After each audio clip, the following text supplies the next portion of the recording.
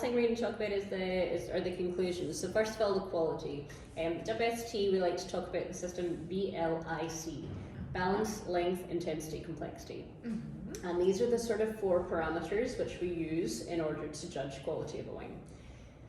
So balance, first of all, is about the balance of all the structural elements. So is there anything sticking out, let's say, which makes the wine feel jarring, or anything you feel could be less because it detracts from the other elements? So it can be, let's say, acidity or alcohol, or something. So let's say we have high alcohol, but it's high to the point that we can't taste any primary aromas.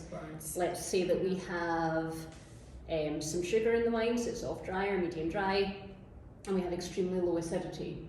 That can make wines feel quite sticky, exactly, and heavy. So things that balance one another out are things like acidity and tannin, acidity and sugar. Because acidity and tannin, you have the drying effect of tannin, but then the mouth flooding feeling of acidity. With sugar, acidity can make wines feel a bit more refreshing. You don't feel the sugar so much. That's what good sweet wines are, no? Are often high in acidity, so there are lots of different things which can balance one another, but I think the main question to ask yourself when discussing balance is there anything wrong with this wine? Is there anything I can fault it with? And hopefully the answer is no. It's very delicious. Good length, we'd sort of give a good tick if it was medium plus or long. Then the next thing is intensity. So we all kind of split this into intensity of flavours, so what we talked about on the intensity on the nose and the intensity on the palate, but also the identifiable characteristics. So do we have well-defined flavours which are easy to pick out?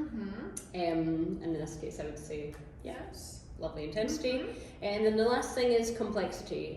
So does this wine have aromas and flavours which sit across multiple different areas, multiple what we call clusters. Clusters are things like citrus or tropical and so on.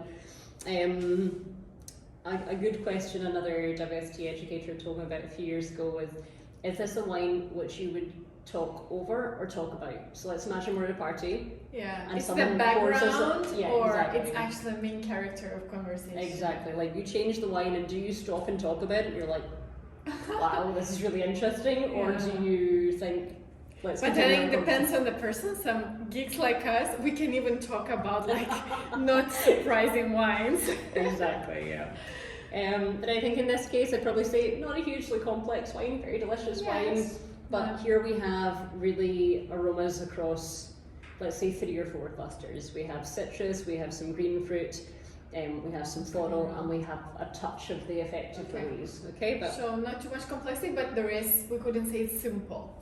No, absolutely not. So we have kind of 3 points out of 4, let's say, the balance, the intensity, and the length. We're lacking a little bit in complexity, and in that case we'd call it a very good wine. WSET is very, very systematic, but as I said, that is part of the beauty of it, is that regardless of whether someone loves the wine or hates it, they still need to be able to assess that it's a very good wine. It's very good, even outstanding, no? Absolutely. But who couldn't love this wine because it's delicious. And then the last thing that we talk about is the ageability. So in general, we tend to talk about 2 of these during classes. Either drink it now, it's not suitable for aging, or drink now is suitable for aging. Some things which make wine suitable for aging: number 1, and for me the most important, is intensity of flavours, concentration of aromas. They can stay and actually develop even into something more interesting later. Absolutely, The other things which can help are acidity. Here we have high acidity, so that's nice. Acidity, tannins can help in red wines for wines to age. Alcohol is another great preserver, so if we're talking about things like fortified wines, like ports for example, because alcohol and sugar, they're 2 things which help wines to taste fresh for a long time. So a good vintage port will last a very, very long time in bottle because of that. So in the case with this wine, I'd say can absolutely age. Here we're talking about 5 years at a minimum, not 20 necessarily. But and the question is if it's gonna get better, because sometimes the wine can age, but would it be better in 5 years from now? Yes. Is that important? So I think, don't necessarily think better, think will it change in a favourable way? So will it be different and still as delicious? Because sometimes wines can change and they lose some of their primary aromas, but they take on some other tertiary ones.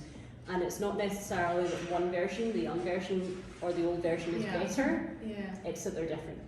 Okay. Wow, Sharon, that was a master class that we've done here. So guys, if you want to become more objective in the subjective matter of wine tasting, so you know who can help, first of all, the WSET systematic approach, and then if you're based in Barcelona, you already know Sharon. So you can join her live classes that she's organizing. I will leave the information below. And for now, we cheer for Mallorca and the very good Spanish wines. Salud.